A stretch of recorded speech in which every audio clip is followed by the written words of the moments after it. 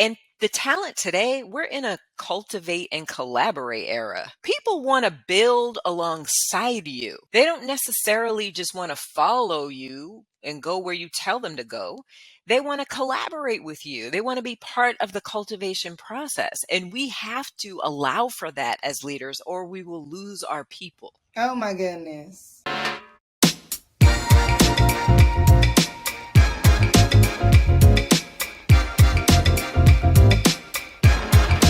We're going to jump right into this thing, okay? So I am so excited to finally meet in virtual person Tara J. Frank, who I met on Clubhouse.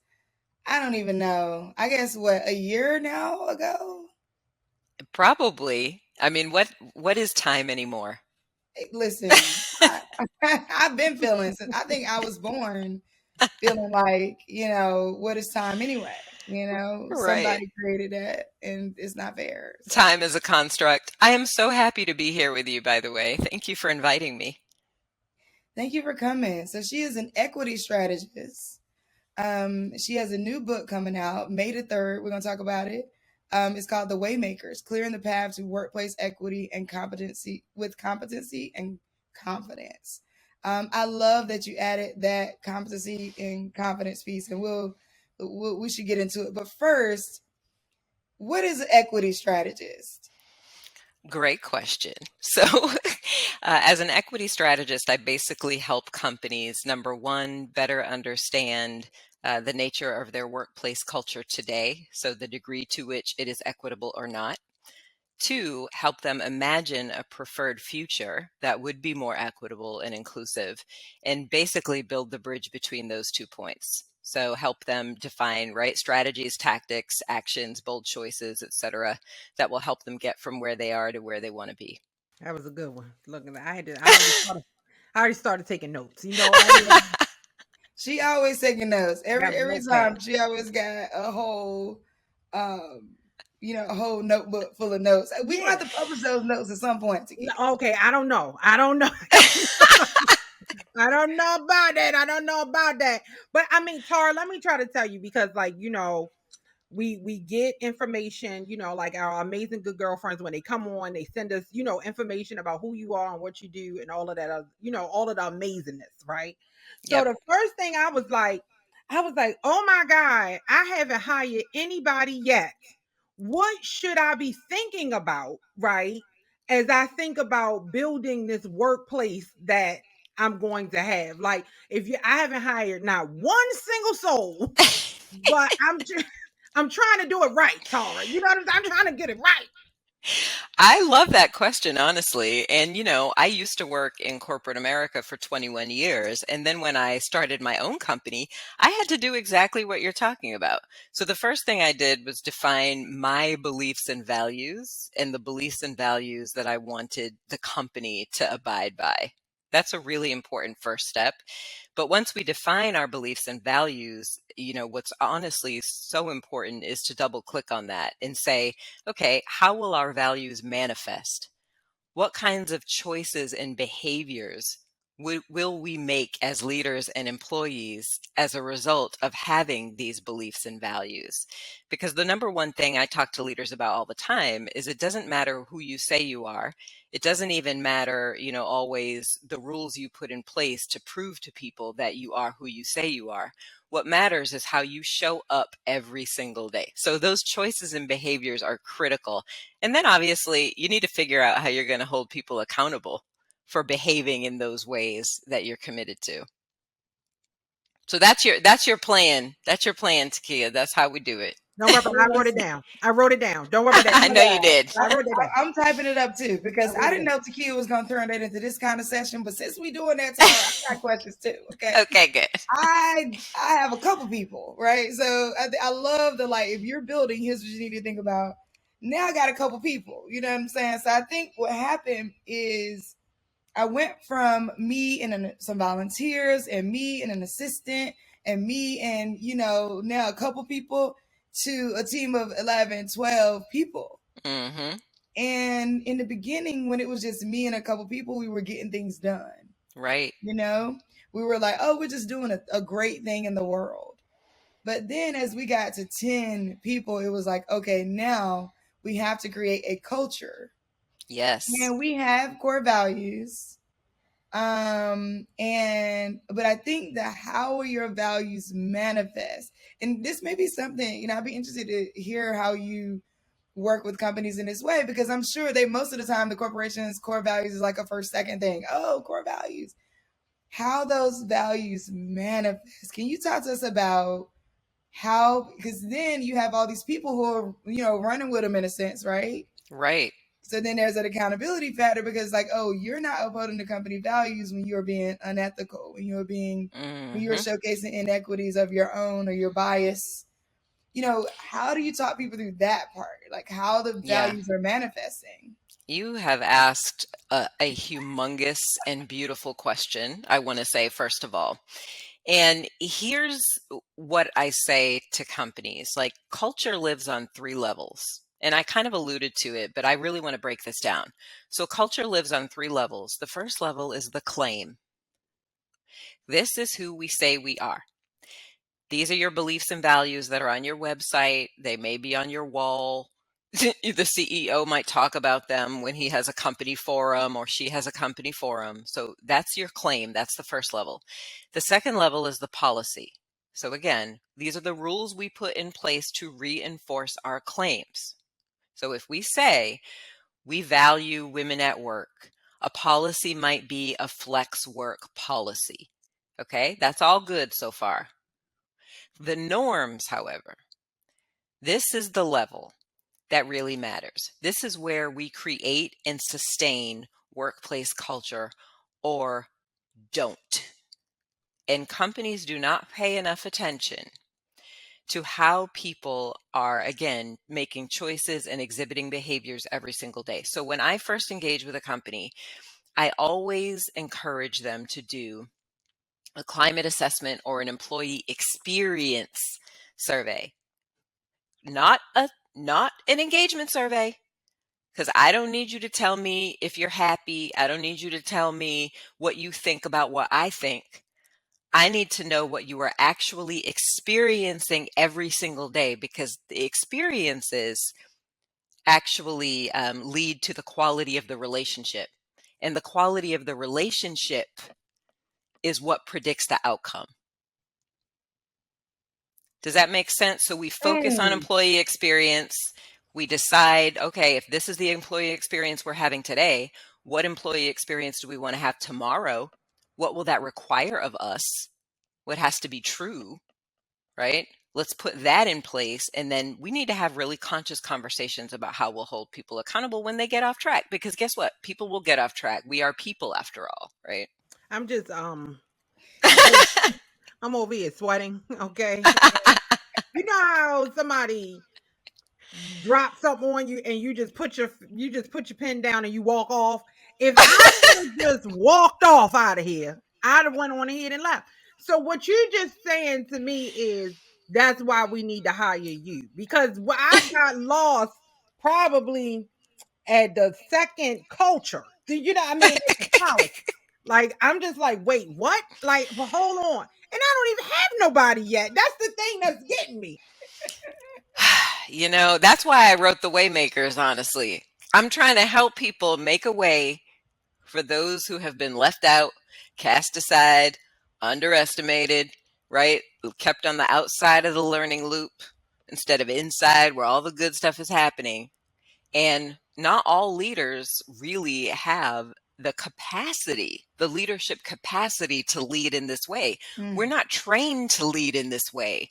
We're trained to identify our business goals, to figure out what kinds of processes we need to put in place to achieve those business goals and to encourage people toward that outcome.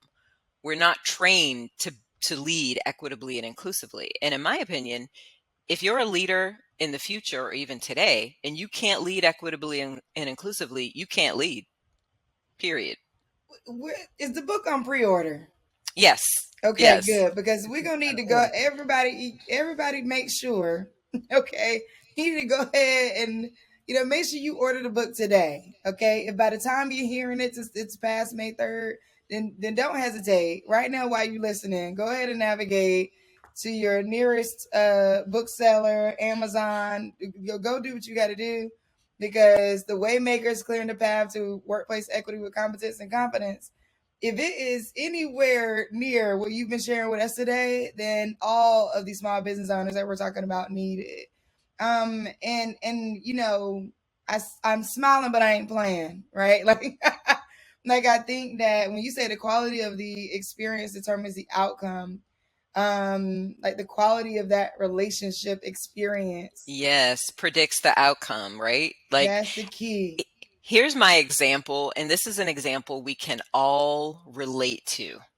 So let's say we have, just for an example, two people who are in love who have committed their lives to one another, right? So, like a romantic relationship, let's say that they've committed their lives to one another. And you ask one of them, "Are you happy?" And they say, "Oh, not really." This is what employee sentiment surveys do. Not really. Does that tell you what you need to do to make them happy? Does Mm-mm. that give you any insight at all into how you might actually change the way they're feeling about that relationship? No, it does not. However, if you say, "Why aren't you happy? What are you experiencing that makes you unhappy?" And then they say, "Well, so and so doesn't return my calls when I call, and that makes me feel invisible and forgotten." Or, "I really feel like I need to check this person's phone all the time. I just don't trust this person." Or, "Sometimes when they get frustrated or stressed, they cuss me out. I don't like the way that makes me feel." Those are experiences. That's not sentiment. Those are experiences. And those experiences are creating the sentiment, the unhappiness, right? And they're impacting the quality of the relationship. Now, if that person leaves, they won't leave just because I'm unhappy. They will leave because I don't trust you. You don't see me, right? Experiences, people, Mm. experiences. I love this because I'm so all about people experiences, even though we got work to do, I would say, in terms of BGV, and I think, just as other workplaces may, like thinking through that when you're trying to execute as well, right? And I'm so like a let's go, let's go, let's go. And I've had to Yes. stop and realize that like my team isn't that all the way. And they're amazing. So it's not like it's Hmm. also not a bad, right? So I think sometimes people try to think of it in like these extremes, like this is Yes. just not the right person or not the right team versus like actually no, like there's incremental changes that you can consider. I would love to hear if there's any common ones where you like when you get an employee experience that is leading to the sentiment of them being unhappy, and maybe it is Hmm. invisible, unheard, which I think is common among underrepresented groups. I got Um, it for you. Are you ready? listen, I'm typing. Okay, I'm typing. Go ahead. We ready. First of all, I love this and I can feel you because, again, I'm building a company as well. And once you get past you and a possible, like it's harder to keep track of those experiences. You cannot control them anymore because other people are having experiences with each other, not just with you. And that's why it's important that we establish culture and that we hold people accountable to what we committed to. But that aside, everybody at work wants four things. So I'm going to try to make this simple. We did a body of research, a narrative inquiry study in partnership with a company called Brand Trust. And we asked hundreds of employees across all dimensions of difference to tell us stories, right, of times they felt seen, respected, valued, and protected. And to tell us stories of times they felt invisible and disrespected and underappreciated and scrutinized. And when we culled those stories for patterns, what we discovered were the most common leadership choices and behaviors that made people feel those positive emotional states, and the most common ones that actually made them feel the opposite, made them feel negatively. So for me, this is all about practicality. I keep saying choices and behaviors on purpose because it's how we show up, again, day to day, that creates those positive emotional states, those good experiences that lead to positive sentiment, that lead to retention. So some of the most common ones to get to your question, that make people feel seen, respected, valued, and protected are when some of them are so simple, y'all, are when we ask people's opinion on decisions that impact their work. I'm about to make a decision about something that is relevant to your work. I am going to invite you into that decision-making process. Another really common thing is when we're all around the table, I want to hear from everyone, not just the two or three that I rely on repeatedly because maybe they're more like me. Another common one was recognizing and acknowledging people's personal milestones or important events. Like that is such a simple thing. But if I forget your birthday, you now feel invisible to me, especially if you're the kind of person who celebrates your birthday all month long. Like this birthday is really important. So some of the really common things are things like that. On the opposite, what makes people feel those negative states? When I leave you off of email or communication, right? And you actually need that communication to do your job well. Or when you work super hard, you're overworked, but you're undervalued. I'm not even showing you appreciation sufficiently. Never mind paying you equitably and giving you an opportunity to grow. I'm not demonstrating my appreciation for the fact that you're going above and beyond. Or you experience workplace harm in a meeting, in a conversation with a client, and I don't intervene. Now you feel unprotected. And when you feel unprotected, you feel skittish. You feel hesitant. You're holding back. You're not giving all of your best good work, right? And best good ideas. You're less willing and able to raise red flags or identify concerns. Like, so that's why I say diversity, equity, and inclusion work is expansive. There are so many aspects to it, so many dimensions. I do not consider myself an expert on all of them. I honestly believe anybody who does is not being honest with themselves or with other people, because it is about complete and utter transformation. I focus on leadership capacity to lead equitably and inclusively, right? And day-to-day workplace culture, like what are employees experiencing? So I've tried to make it plain because honestly, it's not easy, but it is simple. Hmm.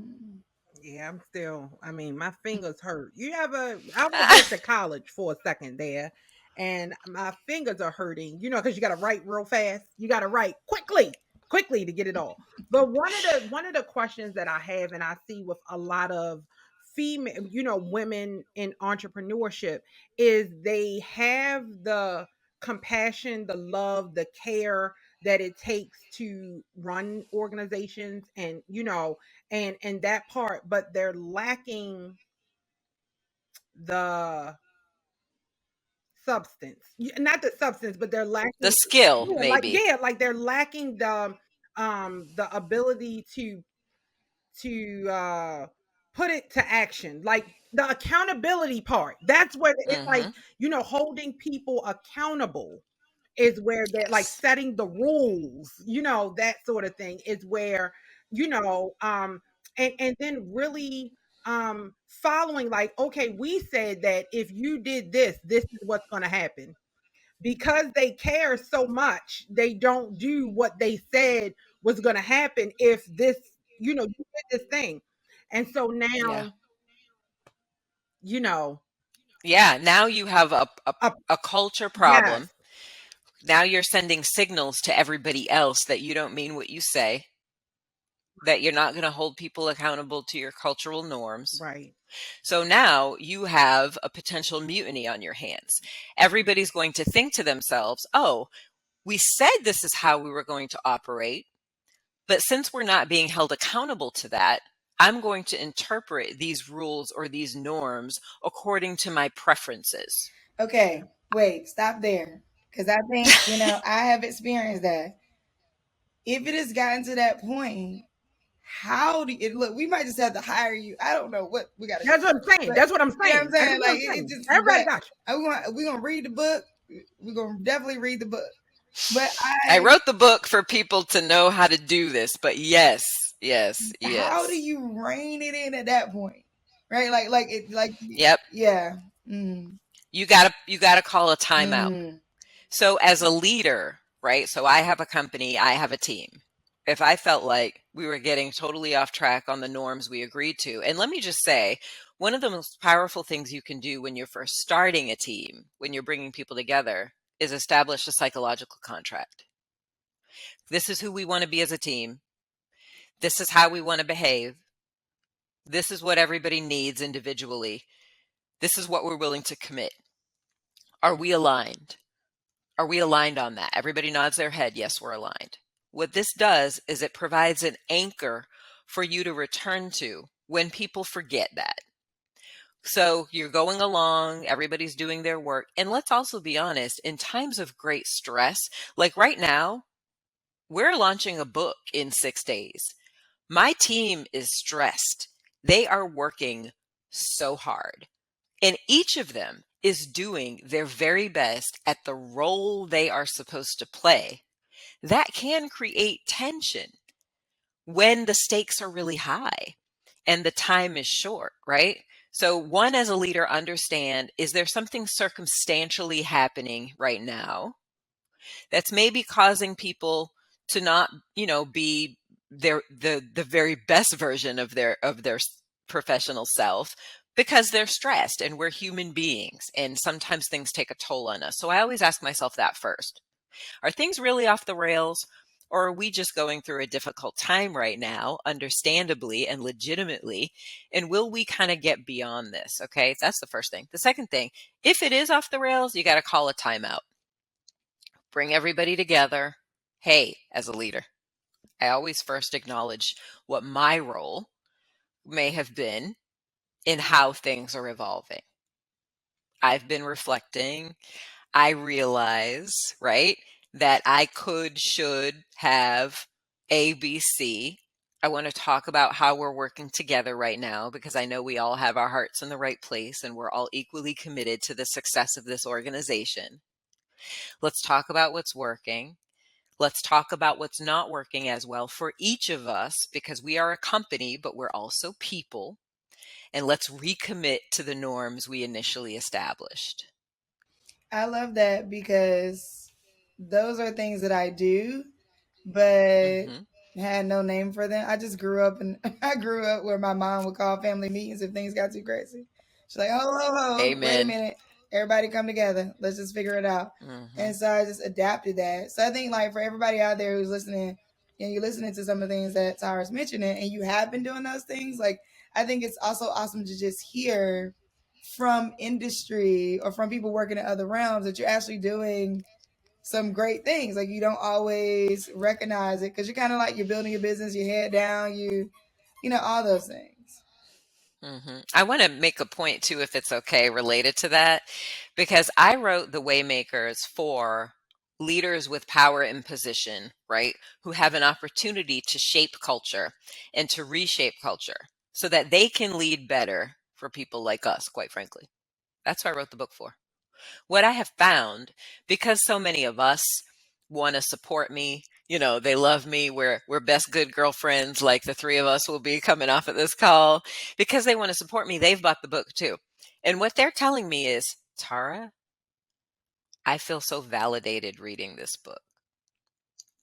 Like I see myself in the experiences that you describe, in the needs that you outline, in the best practice leadership responses to the things that are in this book. And I now know that I am not crazy. That's it. That's the I thing. That's it. That's That's right? it. literally That's it. the thing. That's the whole thing. It's like I now know listening to this and reading this book, like I am not crazy. I am not Yeah. shooting from the hip. I'm not making it up. I'm not, pulling things out of it. Like I Yeah. am literally on track. And I also think that like it's also helpful for us to not adopt oppressive ways. Right. And so I think that That's like, right. and for us at BGV, like our goal is like like my goal for BGV is to be exemplary, right? Like to be the example of like, well, here's how you could potentially do it right. or better. Let me say Yes. that. And the language piece is so important too, Shelley. Like you said, now I have language. Giving people language to use to even go to their leaders to say, here's what I'm observing, here's what I'm experiencing. I think this is important because here are some things you or the team might be able to do to help mitigate the risk associated with what I'm seeing. Having that language, which I lay out like with great detail and specificity, having that language to even go to your leaders to talk about what great looks like is powerful. Like, I really hope the book empowers us as much as it does educate, inform, equip, right? Leaders to lead better. I think too it's really, I'm excited because a lot of times coming from corporate, right, and going into entrepreneurship, I have 20 some odd 30 years of learning that I had to unlearn to be the best leader that I could be. And so I was taught this hierarchical, you know what I mean, power structure, patriarchal, like, you do what I say you're going to do, and that's it. And so when you go and it's not right, it doesn't feel right, you want something different. But then when you get into entrepreneurship and you got things happening all the time, it's almost like you just want to say, just do what I said do, because I don't even have time to, like, I just need you to do it. And so I think seeing more leaders like us, and giving us permission to really say, listen, it's okay for you to take a step back and say, let me figure this out. Let me work on this. I think that's key, because I know this unlearning is real. This unlearning. I just want to say what you just mentioned is in all the conversations I've had about the Waymakers so far, and as you can imagine, with a book launch a couple days away, they're increasing by the day. No one has said what you just said, which is all of us, Black women included, have an opportunity to learn to lead better, right? All of Yeah. us. This is not just about, white people learning to lead better. We all can lead more effectively. And the Waymakers ultimately, somebody asked me, is it a diversity book? I'm like, nope, it's a leadership book. It is a leadership book, right? We talk about the principles to lead with that help you make people feel more seen, respected, valued, and protected. These are the things that we lay out, and these are the things that we give language to and examples to. And it's important to acknowledge that we've all been led in a certain kind of way. And so we certainly pick up tips and strategies from that. And they're not all great. They're not all things that we want to pull forward. And I love what you said about, we grew up in a place where it's like, just do what I told you to do. Because what I often say to leaders is, hey, you grew up in a command and control era. When you grew up as a leader, people said, I'm the leader. These are my rules. This is what we do. When we don't do it, this is what happens. And the talent today, we're in a cultivate and collaborate era. People want to build alongside you. They don't necessarily just want to follow you and go where you tell them to go. They want to collaborate with you. They want to be part of the cultivation process. And we have to allow for that as leaders, or we will lose our people. Oh my goodness. You just said a whole word, and we My have goodness. to. Unfortunately, our time is closing, but I really, really enjoyed this conversation. Like, I learned so, and I'm not a note taker. Okay, I'm not the note taker person. That's Takia. But but I definitely wrote down some notes, because I think that and so much of it translates into so many parts of entrepreneurship, right? Like, I mean, even the part about the quality of the relationship experiences determining the outcome, that Mhm. is a fundraising tip if I ever heard one, right? Like, that is a fundraising tip, and a So true. hiring tip, right? Like, so I think I love Yep. this. So the Waymakers, clearing the path to workplace equity with competence and confidence. Go and get it now. You cannot last to the end of the day or another second without ordering this book. And I don't say that often. I really mean that this is, amazing. And having heard you speak over the course of the last year, and meeting you now. I love it. This is awesome. Thank you so much. God bless you both. Thank you so much for this time to be together and to connect. I really appreciate your support. Truly All right. appreciate it. Y'all keep it locked right here.